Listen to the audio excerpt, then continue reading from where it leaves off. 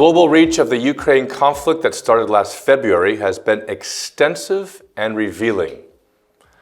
An apparently local conflict has had far-reaching global implications on the just-in-time economy, policy, and the tested notions even of sustainability. There are lessons to be learned from this. Number one, the conflict quickly tested global, but especially Europe's energy security, access, and affordability. And it has made crystal clear that we need to accelerate affordable, clean, alternative energy sources. Number two, in order to sustain ambitions in clean energy, a fundamental rethink is required on how we source key strategic metals and minerals. Number three, without a systematic transformation of the global ecosystem, food inequality will worsen, and it could place additional pressures on the already struggling healthcare services. And that leads to number four. The topic of capital allocation towards the defense sector came to the fore in March of last year following the invasion. While the market had reached a consensus on controversial weapons, views divided on the inclusion or exclusion of defense companies in sustainability-labeled funds based on military equipment and services or nuclear weapons inside or outside the Treaty on the Non-Proliferation of Nuclear Weapons, or the NPT.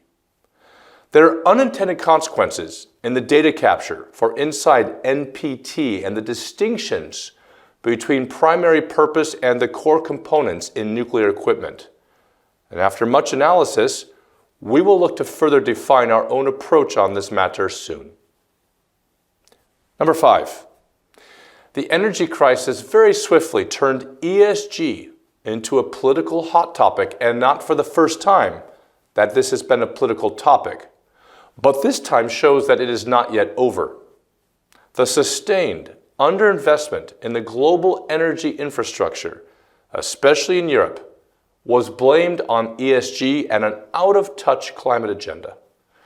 Even if much of this was driven by political agendas instead of substance, ESG has had genuine questions to answer about how it was applied into investment decisions, and we recognize the demand for a modernized, robust, non-financial risk framework that can inform all investment strategies.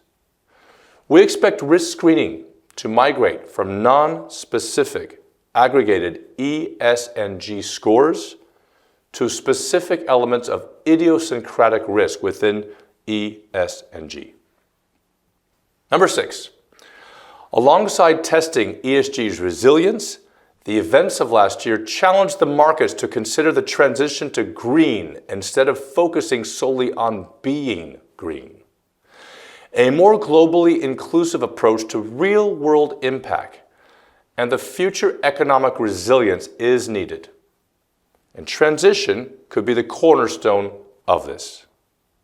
So, if we have learned anything from the shocking events that started on February 24, 2022, it is that the world of ESG will become more refined in its economic and political logic going forward, as countries and economic blocs ensure that their energy security is more closely defined to its climate ambitions.